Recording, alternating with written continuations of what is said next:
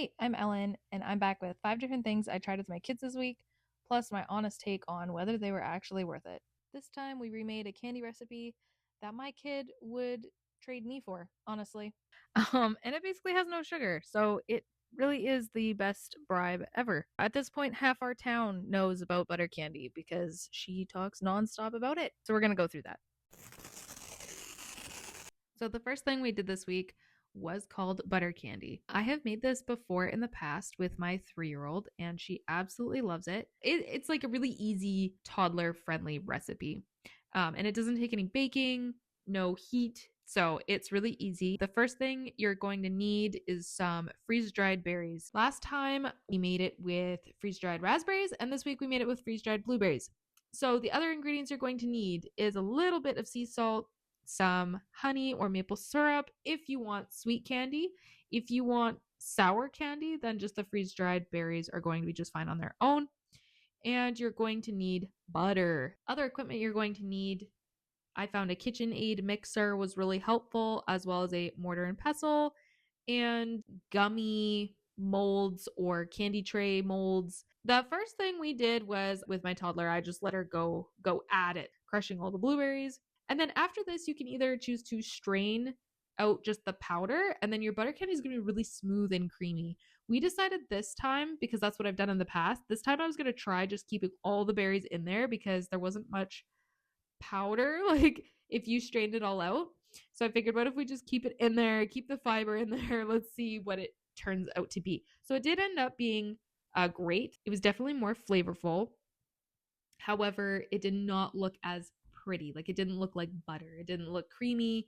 And it wasn't totally as smooth as last time. But overall, I'd say that this was actually better because you didn't strain out half the freeze-dried fruit that you paid for.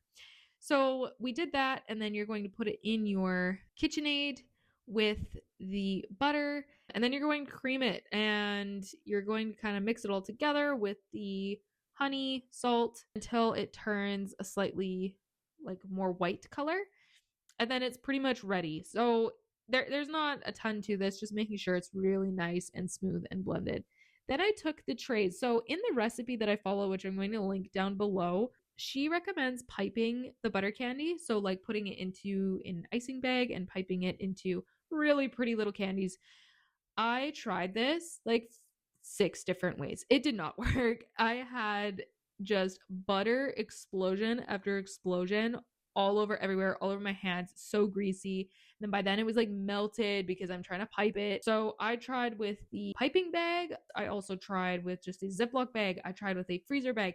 It was not working. But I luckily had these little like gummy bear molds that I had used in the past, and it worked out so easy. You can get these for really cheap on Amazon, and they clean up really nicely in the dishwasher. You really gotta like press to make sure that the butter fills out the entire little pocket.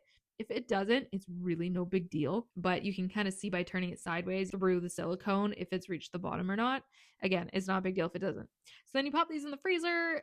It freezes really fast. Like I want to say 20 minutes, and they're pretty much good to eat because it's butter. I pop them all out, and then I put them in a freezer safe container, and they live in my freezer. For ages for butter candy, I would say that this ends up being more in the 18-month and up bracket. Then for cost, I would say that this is more of a little treat just because of the price of freeze-dried berries, freeze-dried fruit. For setup and cleanup, I would say that this is a fun mom activity. It's really not that big of a cleanup. The only thing that takes a little bit of effort is getting the butter into the molds. For time spent, it took us about 20 minutes to make the butter candy this time, and then like an hour in the freezer while we waited, and we use it every single day. Overall, I would give this one an A+.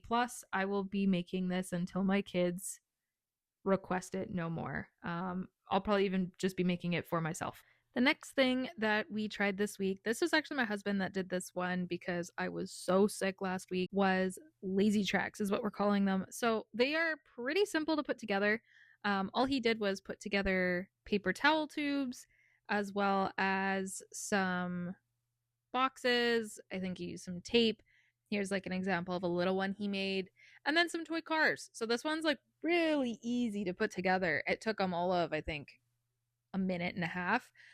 We have like a little spot in our kitchen where we just have a bucket for empties, we call it. And that's anything that could be used for a craft or an activity. So things like a paper towel roll, a toilet paper roll. Now we don't keep everything, but when we notice that like, hey, we don't have any paper towel rolls in the empties bin, we just chuck one in there. And then we always kind of have some stuff to make little tracks or crafts out of.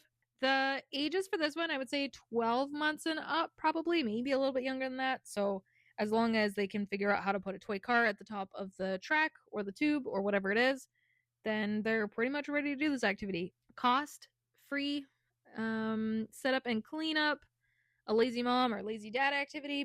Time spent about 20 minutes, 20, 30 minutes, he said they spent doing it each time he set it up.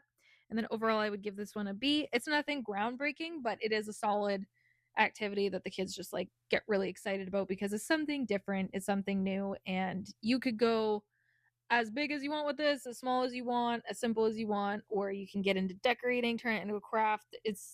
There's a lot of possibilities with it. The next thing we did was a Where Are You game. So I got this one at the dollar store actually a while ago. It is a Dr. Seuss themed board game. It is so much fun for this age group, at least. It's really been a hit, and we pull it out probably once a week. The kids love playing it. It's a little bit much for the 1-year-old. Like, she doesn't quite get it yet, but my 3-year-old is just enthralled with it. So the idea is that you have a little object, and you have all these little cards that are laid out face down. Each one has a location, like a hint in the house. So the idea is that you take this little item. So for this one, it's thing 1 and thing 2, and you go and you hide it somewhere in your house.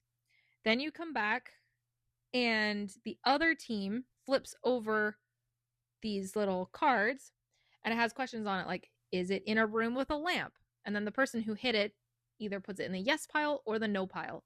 So as you're playing the game, you're building up this pile of yeses and this pile of nos, and they're both hints for where this item could be. And then you have cards that are spread out within that are a go find it type of card. So once they flip this one over, they race to go try and find the item, and you flip a timer. So if they don't come back within I think it's like a minute or maybe 30 seconds, then they come back and flip more cards. If they don't find it in 3 tries, then the person who hit it wins. If they do, then the finders win. This is a board game that you can make your own copy of like so easily, just with some paper, a pen, a little game timer, and a random object. Like you could come up with something fun like a stuffy that they love. For ages, I would give it 3 and up because you do want your child to be old enough to understand like the concept of a game in general. So once they're ready for like hide and go seek, they're pretty much ready for this game. And for cost, I would say it's free-ish because you could literally make this game with a couple of items you already have, and you can make your own hints based on your own house or based on your backyard or whatever it is you want to do. For setup and cleanup, I put Fun Mom just because it does require me to be part of it, which isn't a big deal. I love playing it with them. Time spent, infinite. So my daughter will play this infinite amount of times. It's been almost a year now of having this game, and it just has not lost its spark. She freaking loves it. Overall, I would give this one an A. For the first recommendation this week, I have a book. These are polka dot books, they're called, and they are Melissa and Doug. They have little bubbles on them. So they're like little popper bubbles. It's basically like a bubble wrap book. Each page has bubbles to pop, and then you flip it back over and you pop them the other way. I bought this when I was on a road trip and I really needed something to keep my 1-year-old busy. I usually just throw something in the cart with her just to play while we're there, and then I like don't buy it in the end. But this one she loved so much that I ended up buying it, and she's still obsessed with it. So I say it's kind of a book and a fidget. The next recommendation I have is a workbook. We call these learning books in our house. So these ones are the Scholastic brand, and I have gone through a lot of different workbooks trying to find a good preschool one. These ones are my favorite, like by far. And basically you go through it. There's a whole bunch of different sections. So there's counting, there's tracing, there's letters, there's a little bit of science. And what I love about it is that it focuses on sounds more than just writing or learning your names of your letters. So there's a lot of questions in there that are, circle the word that starts with the sound D or starts with the sound M. The consensus seems to be to focus on sounds and phonics more than the actual letters and writing and reading itself. It also has tracing, so they trace with their finger first and then they use a pen. And yeah, and then the other thing I love about this book that makes my toddler love this book so much is that there are stickers for every page. So it's kind of like a little reward. There's these little spots on each page that are like a little gray kind of missing picture. And so you have these stickers at the back that you can rip out the sheets of, and then whenever they finish a page, you take off the sticker and then they go and they find where it goes on the page. It really keeps her going on it. So this book, she is so obsessed with. There's there's not a day that goes by where she's not begging for more learning book, and which is really exciting because she's not a kid who likes to just sit there and do something for very long. So this is totally a win because she just loves it. She's obsessed. So anyways, that's that workbook. This one is the Get Ready for Pre-K one, and then we also have the Pre-K workbook. On the back there's the picture of like the different books in this collection. There's some write and white books, which are lots of fun. We have one of them, and they're basically just tracing with a dry erase marker, so they can do it over and over and over again. We bring it in the car. She loves it. Yeah, she knows like all of her letters now after working through this book. I'm surprised at how well everything's stuck. She just is still not tired of it, and she's all excited for her next one next year. If you are wanting to start a little bit of preschool homeschooling, or you just want to supplement, then I definitely recommend these ones.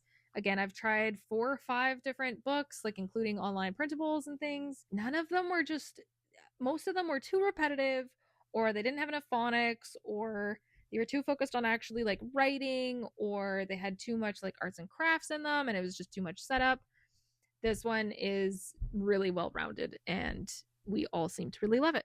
So yeah, that's it for this week. If you try any of these, let me know how it went in the comments, and if there's something you want me to try next, I am always all ears. See you next time.